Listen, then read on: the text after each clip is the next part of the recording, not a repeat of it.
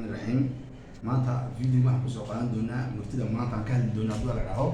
waxa weeyaan saddex waa lagu gudbaa ama lagu aflaxa ama lagu liibaana haddaan idin bilaabo murtidii maanta bismillaahir rahmaanir rahiim ilaa wax sanaga dhawaaji murtidu waxay leedahay guul aamin garaad fiican go'aan adag saddexda waa lagu gudbaa ama lagu liibaana ama lagu aflaxa haddaan ku horeyno guul aamin waa qof ilaahay aamina halkuu rabbi dhigay aamina wuxuu siiyey aamina ku rabbi kasa oo sidaa qalbiga ku haya guul aamin waa alla aamin waa halkuu ku dhigay ilaahay oo aamintid wuxuu ku siiyey oo aamintid ku rabbi kastid kuna xamdidid maamaha Soomaaliya tiraha alla aamin ma yeesho nin ilaahay aaminid oo yeeshay ama khasaare lama arkin haddaan tii labaad u galno waa garaadka fiican ummaddu wax taraa garaadka fiican wanaag dadka warkaca garaadka fiican saxdu ku dhiirida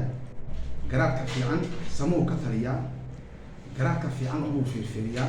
wuxuu u fiirsadaa oo waa ki ilaahay laha aflaa yatadabbarun aflaa yaqilun wa miyaan fiirsanin miyaan eegin miyaan fiirfiirinin marka mahma afka qalaad waxay tiraa aan kooxsan sanadkiisa qalbi saliim fi jismi saliim aqli saliim fi jismi saliim marka garaadka fiicani waxa laga dhaxlaa ummaddu u horkaca inka toosan buu horkaca raadsan buu ka tagaa garaadka fiicani wanaag buu tusaale u yahay garaadka fiican oo ummadoo dhan qofka maca hadduu dhinto waa la sii hadal hayaa marka garaadka fiicanna waa lagu gudbaa waa lagu aflaxaa waana lagu liibaanaa haddaan go-aankii adkaa kusoo saddexayno oo kusoo dhammayno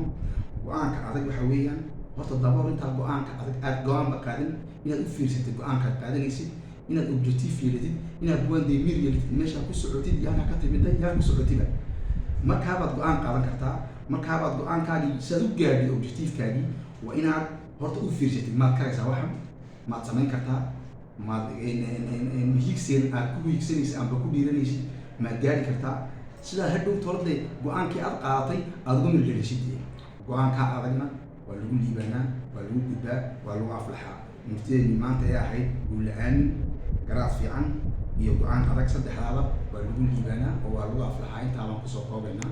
waxaan idinka tegayaa asalaamu allaahi calaykum waraxmatullaahi wabarakaatu wabardan wasalaamu ilaa itfaada weyn